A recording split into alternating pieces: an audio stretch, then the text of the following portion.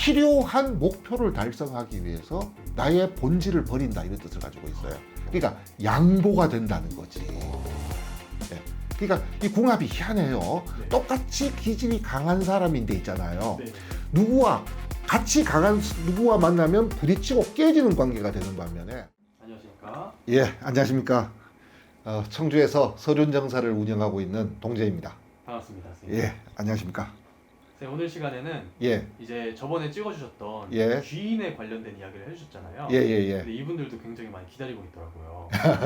오늘은 원숭이띠 분들에게 예. 도움이 될 만한 귀인이 될 수 있는 띠가 무엇이 있을지 한번 예. 알아보도록 하겠습니다. 예. 자, 원숭이띠. 자, 띠별 귀인이라든가 띠별 운세를 말씀드릴 때마다 제가 이제 꼭 드려야 되는데 한 번씩 잊어먹기는 해요. 자, 띠라고 하는 것이 그 어떤 사람의 가장 그 대표적인 성격인 것은 틀림없는 사실이에요. 그리고 우리가 첫인상이라고도 보통 얘기하기도 하고. 자, 그렇지만 띠라고 하는 거는 사주팔자 글자 8개 중에서 하나에 불과한 거예요. 그러니까 띠에서 아무리 잘 맞는다 하더라도 나머지 7개에서 안 맞으면 안 맞는 사람이 될 수 있고, 또 띠에서 또 아무리 안 맞는다 해도 나머지 7개가 잘 맞으면 잘 맞는 사람이 될 수 있어요. 그래서 대표적인 성격으로 봤을 때 이렇게 얘기할 수 있다라고 하지만 이것이 좀 절대적인 것은 아니다. 이렇게 이제 먼저 말씀을 드리고 네. 시작하도록 하겠습니다. 네, 알겠습니다. 자, 원숭이띠. 먼저 역마의 기질이 강하다 이렇게 얘기해요.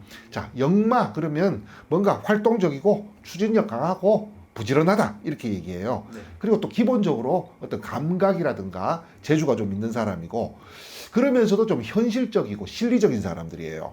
그리고 특히나 그 가장 큰 장점이 뭐 방안이 될 수도 있고 네네. 상황이 될 수도 있고, 뭔가 이 어지럽고 난잡한 것을 보면 좀 깔끔하게 정리하려는 그런 기질, 뭔가 개선하고 정리하고 뭔가 해결하려는 기질, 이런 것도 있어요.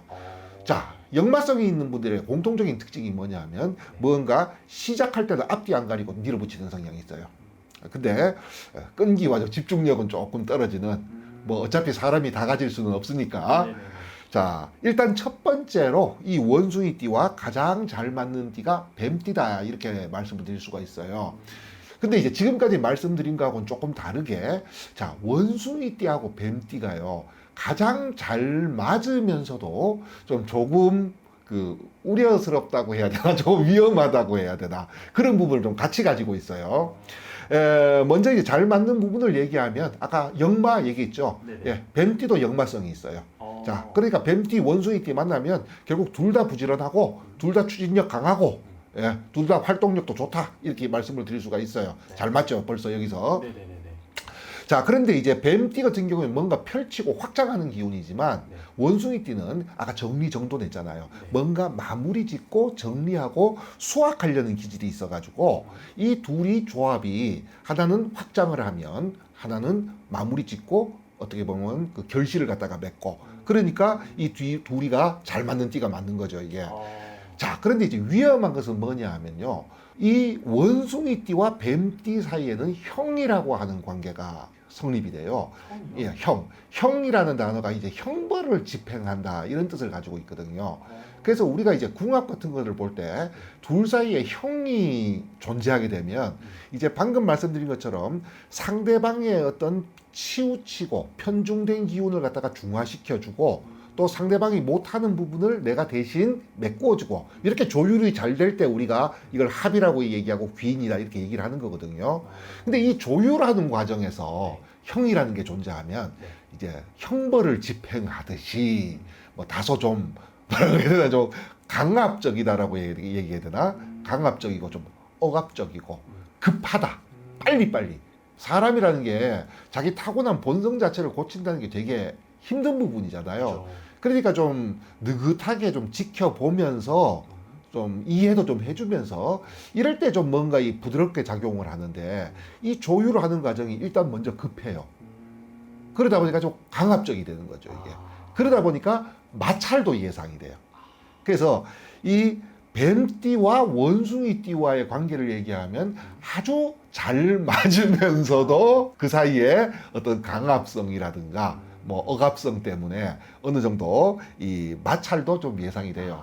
자, 그럼에도 불구하고 그 둘 사이 아까 말씀드린 것처럼 본인이 잘할 수 있는 걸 갖다가 뒷받침해주고 과정이 좀 약간 좀 거칠더라도 뒷받침해주고 또 상대방이 잘 못하는 것을 메꾸어주는 자 그런 관계다 이렇게 말씀을 드릴 수가 있어요. 그래서 이런 관계를 우리가 보통 음양합이다 그래가지고 부부합이다 이렇게 얘기해요. 마치 잘 맞는 부부가 사는 것처럼. 그래서 뭐 아닌 게 아니라 실질적으로 남녀 관계로 만날 때가 제일 좋기는 하겠죠. 그죠. 그렇지만 친구로 만난다든지 아니면 특히 사업상의 어떤 런닝메이트가 됐을 때에도 바로 이런 식으로 부부가 서로의 장단점을 갖다가 있잖아요. 살려주고 보완해 주듯이 좋은 관계가 될 수 있다. 이렇게 말씀을 드릴 수가 있어요. 자, 다음은 이제 잘 맞는 띠, 쥐띠입니다. 자, 앞에 뱀띠와는 음양합이다라고 말씀을 드렸잖아요. 자, 쥐띠 같은 경우에는요. 원숭이띠와 뱀띠같이 그 사이에 어떤 애정이라든지 아까 그 강압적이고 거칠게 되는 이유가 뭐냐 하면 사랑해서예요. 좋아서예요. 내가 좋아하니까 이런 거 좀 빨리 해결했으면 좋겠다. 이런 심리가 작동을 하는 거거든요, 이게. 자, 그런데 이제 쥐띠와의 관계는 좀 감정적인 부분은 상당히 좀 배제가 돼요. 뭐 좋아서라기보다는 정확하게 얘기하면 필요해서. 그래서 어떻게 보면 우리가 귀인이다라고 하는 단어가 오히려 이제 여기에 더 적합하지 않을까. 전형적으로 우리가 무슨 어떤 사회생활이라고 얘기하는 거 있잖아요. 거기에서 서로가 서로에게 도움이 되는 그런 관계예요. 자, 아까 말씀드린 것처럼 이 역마성을 가지신 분들 같은 경우에는요, 이 추진력이라든가 밀어붙이는 힘이 굉장히 강해요. 또 쥐띠 같은 경우에는요, 도화의 기운을 가지고 있거든요. 그래서 내가 나를 갖다가 드러내고 싶어하는 기질이 있어요.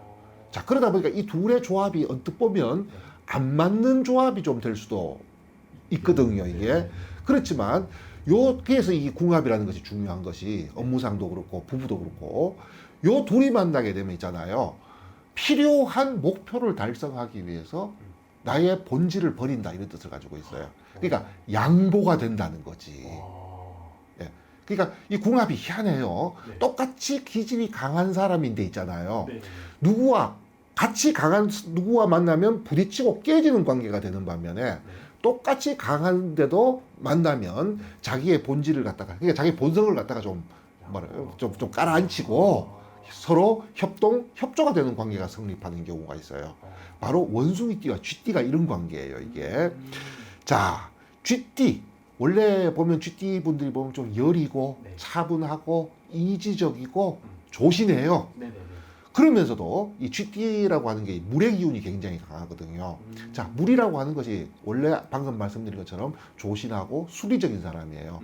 그런데 묘하게 자신의 뜻을 거스르면 책에는 그렇게 나와.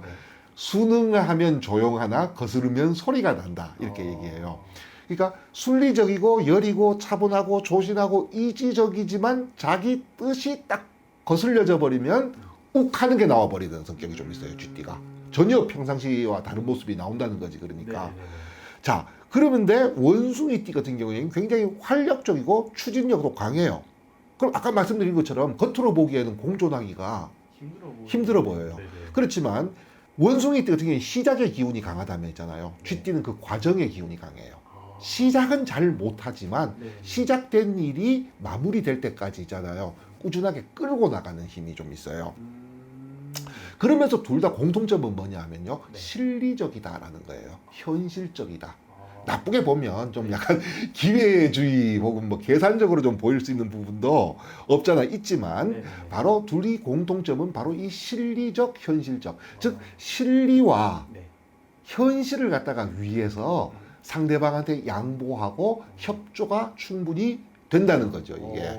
그렇기 때문에 이 둘이 만났을 때 보면 업무적으로 있잖아요. 굉장히 윈윈이라고 하는 글자 그대로 관계가 성립이 되는 거예요. 물론 애정관계 쪽으로는 조금 아까 말씀드린 음양합보다는 떨어질 수 있지만 당연히 부부지간에 만나서도 있잖아요. 잘 살 수 있죠. 그 다음에 친구적으로도 괜찮고. 자, 이제 잘 맞는 띠 두 개를 말씀을 드렸으면 이제 안 맞는 띠 첫 번째가 이제 호랑이띠예요. 예. 일단 둘 다 역막이는 해요, 요 관계가. 그러니까 둘 다 활동 추진력이 좋다 이런 기운의 특징을 가지고 있는데, 자, 어느 쪽으로 활동을 잘하고 시작을 잘하느냐 그러면 호랑이띠 같은 경우는 시작을 위한 시작이에요. 이제 봄이거든요. 봄의 시작을 알리는 거거든요. 예. 뭐 띠로 얘기하니까 그런데 월로 얘기하면 음력 1월 달이에요. 아, 파종을 준비할 시기거든요, 이게 네네. 슬슬. 네. 자, 그런데 원숭이 띠는요, 이제 수확을 시작하는 시기예요. 누구는 시작하려고 하고, 누구는 마무리 지으려고 하고, 이렇게 서로 달라요, 이게. 다르면서 바로 이 둥글게 원을 그려보면 정반대 쪽에서 서로 쳐다보고 있는 거죠, 이게. 끊임없이 무언가 부딪히고, 네. 사사건건 부딪혀요. 원숭이 띠가 보면, 호랑이 띠가 보면 있잖아요. 겉으로 볼 때는요, 사람이 추진력도 강하고, 명예욕도 강하고, 자기 주장도 강하고, 독립, 독행, 그래가지고, 협조보다는 자수성가형들이 많아요, 이게. 그러면, 그러다 보니까 겉으로 볼 때는 굉장히 사람이 뭐라 그래야 되나, 좀, 강해 보이지만, 알고 보면 좀 따뜻한 부분이 많은 분들이거든요. 봄이니까. 그러다 보니까, 호랑이 띠 같은 경우에는 리더십이 있는 이유가, 리더십은 이제 같이 가자잖아요, 이게. 근본적으로 겉으로는 좀 그렇게 버럭하는 것도 많고 한다 하더라도 근본적으로 따뜻한 사람이다 보니까 일을 처리할 때 있어가지고 좀 인간 중심으로 가는 경향이 많아요. 근데 원숭이 띠 같은 경우는 이제 마무리고 가을이에요. 네네. 겨울이라고 하는 혹한을 갖다가 앞두고 있는 계절이기 때문에 그렇게 인정을 갖다가 발휘할 어떤 시기가 아닌 거죠. 그러니까 그러다 보니까 맺고 끊는 것도 분명하고 야멸찰 때는 좀 야멸차요. 원숭이띠가 굉장히 애교도 많고 사회성도 좋으면서도 또 매정할 때는 매정한 부분이 있거든요. 그러면 이제 일을 할 때도 호랑이띠 같은 경우에는 좀 인간 중심으로 돌아간다면 원숭이띠 같은 경우는 업무적 성과 중심으로 돌아간다. 그러니까 무엇을 하더라도 하나 맞는 구석이 없다. 좀 이렇게 말씀을 좀 드릴 수가 있어요. 알겠습니다. 다음으로 어떻게 보면 좀 가장 위험한 관계다라고 말씀드릴 수 있는 게 토끼띠예요. 자, 이 둘 사이에는 원진이라는 관계가 성립이 돼요. 자, 이 원진이라는 단어가 들어가면 꼭 나오는 말이 있어요. 처음에는 너무 잘 맞는다. 그래가지고 첫 스타트에서는요, 확 끌려요. 남녀가 예를 들어서 만났다, 원진 사이로. 이거는 전생에 천생연분이 만난 게 아닌가. 첫눈에 반했다. 보통 이렇게 되는 경우가 많아요, 이게. 자, 그런데 이걸 갖다 이 관계를 이제 토원 후 불평 이렇게 얘기해요. 토끼는 원망한다. 무엇을? 원숭이가 공평하지 않는 것을 이렇게 얘기를 해요. 자, 이 관계가 성립이 되면 처음에는 너무 잘 맞고 너무 협조가 잘 되는데 결론적으로 어떤 거냐 하면 있잖아요. 한 사람을 위해서 한 사람이 희생해야 되는 관계가 생기는 거예요. 일을 갖다 같이 하다 보면 이런 경우가 있어요. 누가 봐도 내가 손해를 보는 상황이야. 이것이 진행이 되면. 그렇다면 같이 협조를 해서 동업이라든지 아니면 뭐 런닝메이트로 갈 경우 같은 경우에는 상대방이 너무 심한 손해를 볼 것 같다 싶으면 어느 정도 또 본인도 손해를 감수하고 양보를 해야 될 거 아니에요. 이게 이 누가 될지는 모르겠지만 하나가 절대로 양보를 안 해요. 분명히 하나가 피해를 보고 있음에도 불구하고 한 사람은 이 좀 뭐랄까 이게 좀 꼿꼿하다고 얘기를 해야 되나? 그러거나 말거나 약간 이런 태도가 될 수 있어요. 그래서 둘 중에 누가 될런지는 모르지만 한 사람이 반드시 피해를 보는 상황이 생겨요. 그러면 또 피해를 보게 되면 뭐 그럴 수도 있지 하고 못 넘어간다는 거예요. 반드시 거기에 대해서 자기의 피해 본 거에 대해서 어떤 복수라 그러나 나만 이럴 수 없다. 그러다 보니까 결국은 둘 사이가 원수가 되고 진 서로 화내고 싸우는 자 그렇게 해서 처음에는 너무 끌리고 잘 맞지만 나중에는 반드시 원수가 되는 그런 관계가 성립한다. 이렇게 이제 말씀드릴 수가 있습니다. 알겠습니다. 오늘 너무 좋은 말씀이었고 예. 다음에 또 더 좋은 이야기로 또 찾아뵙도록 하겠습니다. 선생님. 예, 알겠습니다. 오늘 말씀 너무 감사드립니다. 예, 감사합니다.